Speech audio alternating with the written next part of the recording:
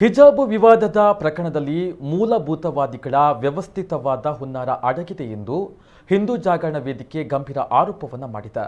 ಈ ಬಗ್ಗೆ ಉಡುಪಿಯಲ್ಲಿ ಸುದ್ದಿಗೋಷ್ಠಿಯಲ್ಲಿ ಮಾತನಾಡಿದ ಹಿಂಜಾವೇ ಮುಖಂಡ ಸುನಿಲ್ ಕೆಆರ್, ಹಿಜಾಬ್ ಪ್ರಕರಣ ಕೇವಲ ಈಗ ಪ್ರಕರಣವಾಗಿ ಉಳಿದುಕೊಂಡಿದೆ ಅಂತ ನಮಗೆ ಅನಿಸ್ತಾ ಇಲ್ಲ.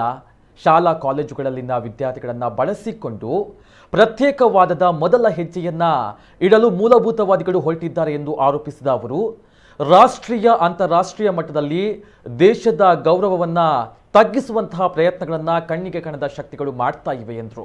ಮಾತ್ರವಲ್ಲ, ಮೂಲಭೂತವಾದಿಗಳ ಜೊತೆ ಭಯೋತ್ಪಾದನೆಯನ್ನ ಉಂಟು ಮಾಡುವಂತಹ ಪಾಕಿಸ್ತಾನದಂತಹ ದೇಶಗಳು ಹಿಜಾಬ್ ಪ್ರಕರಣವನ್ನು ಬೆಂಬಲಿಸ್ತಾ ಇರುವುದು ಖೇದಕರವಾಗಿದ್ದು, ಇದು ದೇಶದ ಪ್ರಗತಿಗೆ ಮಾರಕ ಎಂದು ಆತಂಕ ವ್ಯಕ್ತಪಡಿಸಿದ ಅವರು, ಹಿಜಾಬ್ ಹಕ್ಕಿಗಾಗಿ ಹೋರಾಟ ಮಾಡ್ತಾ ಇರುವ ವಿದ್ಯಾರ್ಥಿನಿಯರು ಹಿಜಾಬ್ ತೆಗೆದು ತರಗತಿಗೆ ಆಗಮಿಸಿ ಅಧ್ಯಯನವನ್ನ ಮಾಡಿ ಯಾವುದೇ ಬಾಹ್ಯ ಶಕ್ತಿಗಳ ಕುತಂತ್ರಕ್ಕೆ ಬಲಿಯಾಗಬೇಡಿ ಎಂದು ಮನವಿಯನ್ನ ಮಾಡಿದ್ರು.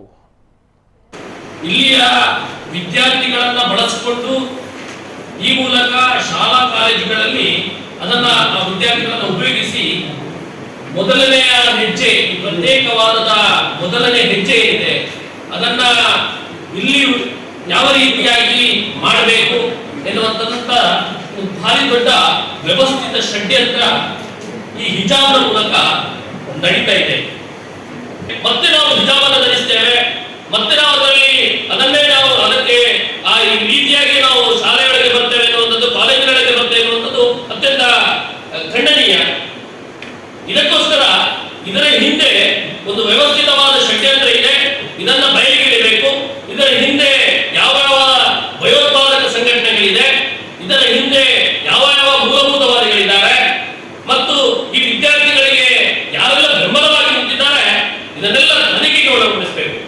ತನಿಖೆಯನ್ನ ರಾಷ್ಟ್ರೀಯ ತನಿಖಾ ದಳ NIA ಎನ್ನುವಂತಹ ರಾಷ್ಟ್ರೀಯ ತನಿಖಾ ದಳ ಇದೆ, ಅದಕ್ಕೆ ವಹಿಸಬೇಕು.